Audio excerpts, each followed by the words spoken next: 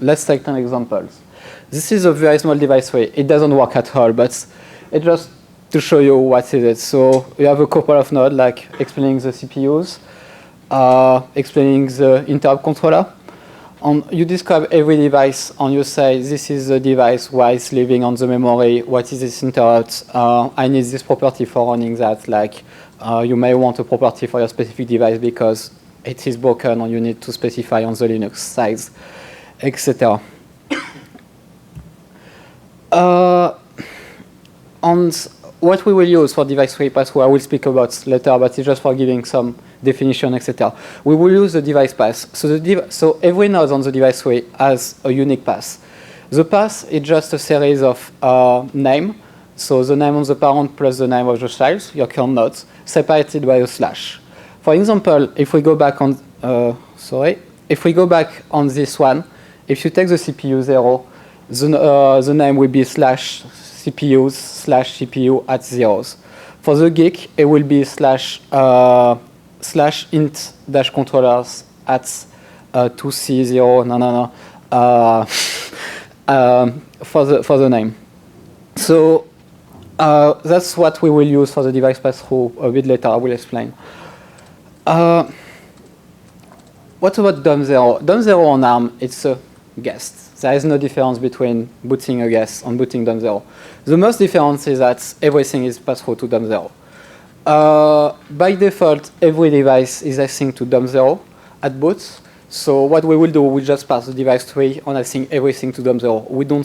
We don't think about what is it. It's just getting the interrupt controller, the interrupt, getting the MMIO, and just pass through. This is just a special case of pass-through. We won't use what I will explain later for DOM0. The first problem with device pass-through is a device. So the device I showed just earlier, there is only one device, and there is no dependency. On most of complex platforms, there is dependency on other devices. For instance, they depend on the fee.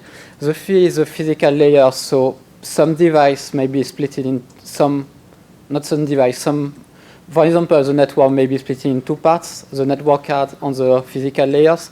So you have to describe them in the device tree. The first question is how to find the dependency in them. It doesn't seem easy because that means that you need to parse you need to know every properties because the property may change depending on the bindings, etc. So it's a bit difficult. There is the same problem with the clock. The clock is maybe shared between multiple devices. What to do with it? We don't want to pass to the guest the clock to another guest the same clock because we pass through device into different guests, and one guest can disable the clock for the other ones.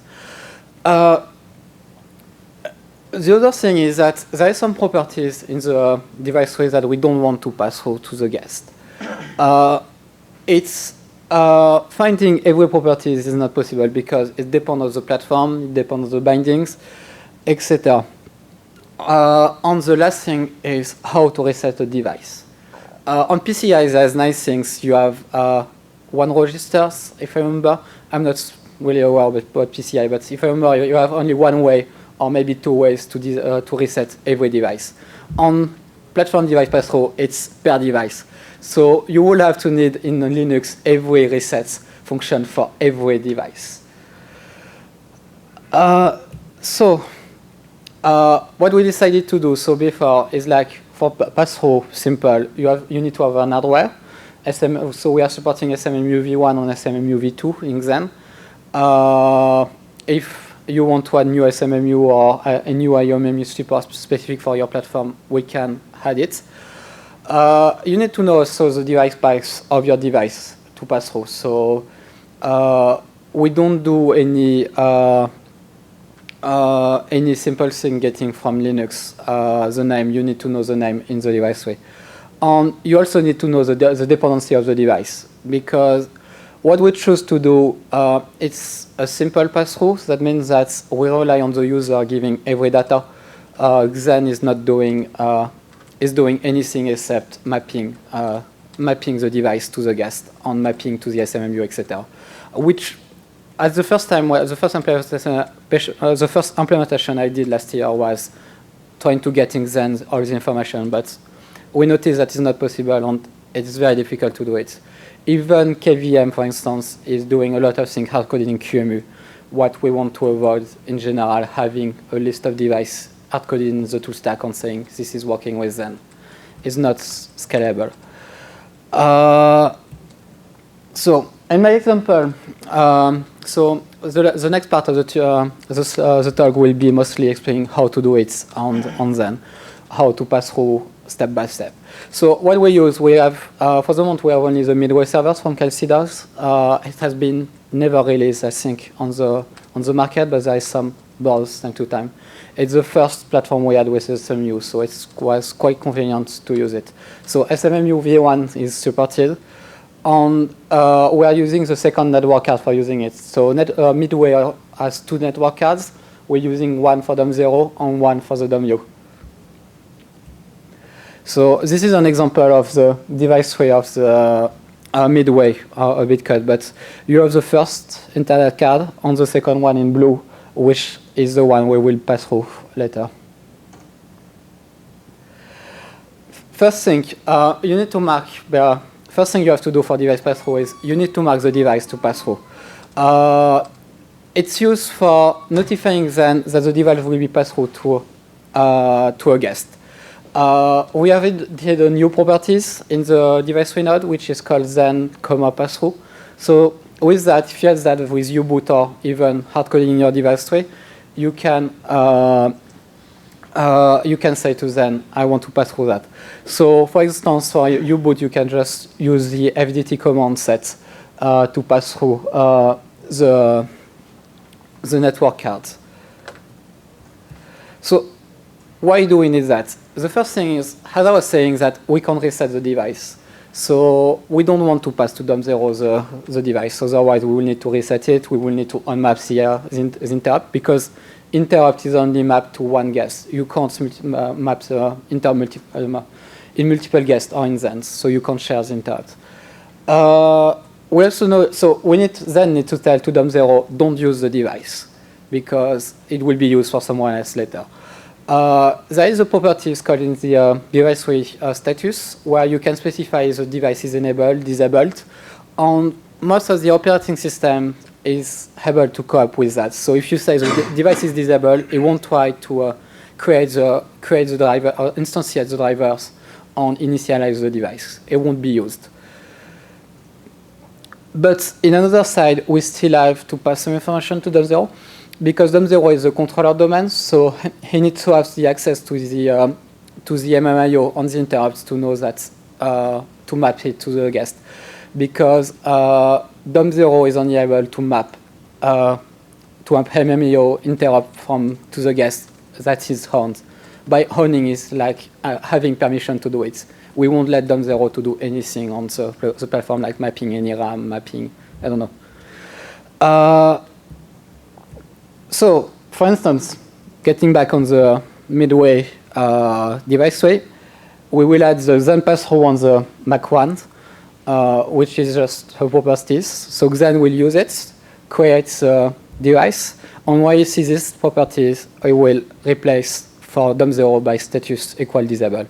So DOM0 won't instantiate the driver. Next step, so you booted DOM0. DOM0 doesn't use your Ethernet cards. No, you want to give to the guest. So what we decided to do is letting the user specifying a bit of device tree, what we call partial device tree. It's allowed to pass any additional node to the guest. It can be device that need to pass through other information, like you want some specific data for your guest because you want to use it, like you need to know, I don't know, the IP address, the name of the guest, etc. So everything under 2 nodes will be passed through to the guest. There is one node called /passthrough where you can feed all your nodes. Everything under that will be copied to the guest device tree. And aliases, which is, so aliases is used for having some alias in the guest. So you can name a device with a path, and you just use the name to say, I want to use this device. it's quite convenient rather than copying all the device tree paths, which can be big and difficult to find. So this is a skeleton of a small partial device tree. So there is few things you have to add. The address cells, the size cells, which is just for keeping DTC happy. So the aliases, if you want to add a list of aliases, and the node pass-through. There is few requirements in that. It needs to contain compatible string simple bus. So the compatible string is just to say what the guest needs to instantiate, which drivers it needs to instantiate on that. It's used, in fact, to find which drivers. Simple bus is just a way to say to Linux there is something below. Linux doesn't do anything. It's just if you don't do that, Linux will try to find the other device outside behind. On the two other property is mostly to say range is mostly to say that you are using the same mapping as the device tree on top. The parent node on address size on size is the size of the MMEO on the list nodes below. So how to write it? So first things, getting back on that, sorry I forgot one thing, is some part of the device tree will be filled up by the tool stack. So the tool stack has the device tree. It's auto-generated by the tool stack. So the tool stack will get the size of the RAM, the version of the gig controller. So if you want to use V2, V3, etc., on command line, initRD, etc. So the guest, the tool stack will create a small guest, and it will fill up where is the interrupt controller, etc. So you don't have to specify that in this device tree. You just have to specify your nodes. Then, for writing the nodes, what you want, first thing is interrupts. You want to say your interrupt network controller, your USB controller may have interrupt. They are the same as the hardware. So if the interrupt controller, the interrupt is certified on the hardware, you use the same on the guest. We only support SPIs. SPIs is shared peripheral interrupts. So the interrupt is shared between CPU. We don't support private interrupts, so per CPU interrupt pass-through. For the MMEO, two things. You need to find is not the same as the guest, as DOM0, as the hardware. Because the guest is using their own page tables on his own memory layout. So you need to find a hole in the memory layouts. The layout is specified in the Zen tree, so we have either saying where is leaving the interrupt controller, where is leaving the memory bank, and we have some hold inside to get that can be used for that. But one thing is that it's not possible to get it's made change between every version of Zen. For instance, Zen 4.4 and Zen 4.5 doesn't have the same layout. So every time you need to change from one version to another version of Zen, upgrading, you need to check if your device tree is still valid. That's a small drawback, but doing that in Zen is more difficult, but because you have to pass through to parse all the nodes, which is quite painful. And you also have to add the device properties. So some devices have properties, but not all the properties can be copied. So, for instance, let's get back on the Midway hardware. So we wanted to pass the MAC address. So in the device tree, this is a partial device tree used for pass through the second network card on Midway. So we have added aliases called nets. So that means that the drivers can use this aliases on doing directly the use of it. So we have added the MAC here. And no, I thought I've copied the wrong one, but sorry. Anyway, have you said, I said that the registers, the MMIO is different. Here it was like 0FFF5100. Here we decided to take another one in the guest. The interrupt is exactly the same. It's the same copies. But So these two properties is not there. That's why there is a line on top of it. We drop the DMA coherent because on Midway it requires some platform-specific codes, which is not enabled because you are on the guest. And by default, if you don't use DMA coherent, it will just try to cache it. It's a bit slower. There may be some improvement, but it's still a big enough device pass-through. And we also drop the stream ID cell, which was used by the SMMU, which we don't have in the guest. We don't support stage 1 SMMU on top of stage 2. SMMU is able to support SMMU protection for device protection for Xen and for the guest too, but we don't support that yet on Xen. No, so you have your device tree. What to do? You need to create the guest configurations.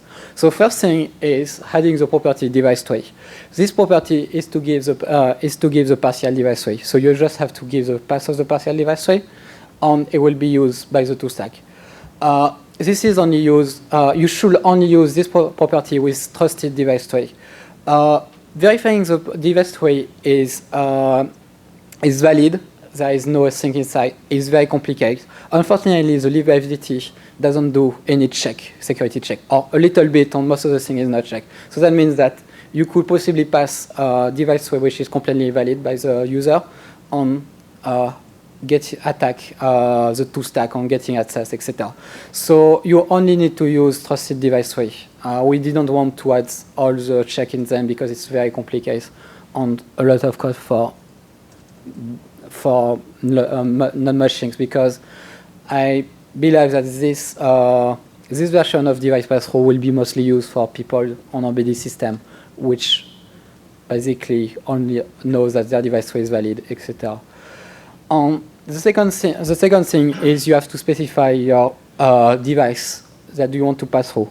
So it's a list of devices that you want to pass through. And it's used to set up only to set up the SMMU. So if your device is not protected by the SMMU, you should not list here. So, okay, I'm saying that you can pass through a device which is not protected by the SMMU, but any device using DMA should not be passed through to the guest without SMMU, because the guest doesn't have the same memory layout, so it may be able to screw up the guest on Xen. So all the device using DMA should be protected by an SMMU. If you don't have that, don't pass through your device. But if you have an UART, you could potentially pass through because there is no DMA. Then, one of the things, so you have your device, you say to the SMMU, I have my device. You need to say, where is the IAQs, where is the IOMEM? So you specify in the device tree, but the device tree is just for the guest. Then they didn't know that the guest was using the IRQ, was using the MMUs. So the first thing is to use is specifying the IRQs. It's just a list of interrupts. Then you have to specify the IOMEM. So the IOMEM is a bit more complicated because the interrupt is just map 1-1.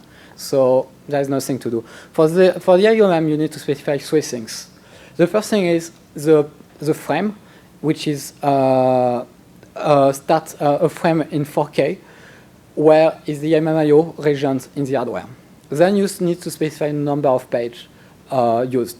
So that means that any device which is not 4K, using 4K granulate, 4K page, 4K size, you need to check that the device is not shared with something else. For instance, on the previous talk, they were speaking about UARTs. One of the previous talks, they were speaking about UARTs shared between multiple on the same page. You don't want to pass through the UART one to the guest because you will pass through all the UART to the guest. And the last thing is the MMIO regions is not the same in the guest. And in the hardware, you can use you can specify where is the frame on the hardware. It's optional, so it's not mandatory. So this is an example, simple example to add in your guest configuration. So I've added the device tree, the DTDev, the IRQ, the IOMEM, and that's all. So after that, you just need to create your guest with CXL create, and everything will be done. So no, we have the device pass-through. As I said, is not great. It's a simple device pass. It's a simple pass-through. So you don't have reset. You don't have. You can't use the dumb. You have to specify yourself at boot time that I want to pass through the device. You can't use DOM0 and say, please don't use this device, etc. And etc. So that requires some specific code in Linux. I know that VFIO, so for KVM, started to have some drivers to do that. Unshare the removing the IRQ, removing the device driver, and reset the drivers. So we may be able to share it with KVM in order to avoid having the code duplicate for the reset. And the second thing is we must be able to remove a device because from DOM0 because interrupt can't be shared. The next things, I think, is the most difficult part. Clock. What to do? The clock can be shared between multiple devices. So if you, let's say that DOM0 has your, I don't know, DOM0 has, you have two network cards using the same clock. I don't know if it exists, but it's just an example. DOM0 has the first network card, the guest has the second network card. The guest decides to not use the network card and disable the clock. Oh, I disable the clock to DOM0. So what do? We can't pass through the clock to the guest. But the guest still thinks there is a clock because it's described in the device tree and he has to do something. We can't remove the property because the drivers rely on it. So how to handle it? Few idea on this, we didn't really thought about it, was introducing a PV clock, Zen PV clock. Not the PV clock as it exists on x86, which is just a timer. It's a PV clock like allowing to pass through to say to the backend, I want to disable this clock, I want to enable the clock, I want to configure it. So that could be one solution. We will need to think about it if it's really worth to do it and if there is any usage. I will be happy to hear people using that and what their concerns about it. The last thing is improving the device tree, partial device tree. Now, when you want to pass through MMIO and interrupt, you have to describe in two places: in the device tree, in the config file. It's a bit annoying because you have to write twice. And if you forget 10, put a 1 instead of a 2, it doesn't work. It's more work for the users. If you want to update your device, so you have to update your configuration files. So some idea could be adding new bindings, new properties in the device tree, like this is the hardware interrupts, this is the hardware MMIOs, and the toolstack would be able to read that and mapping directly.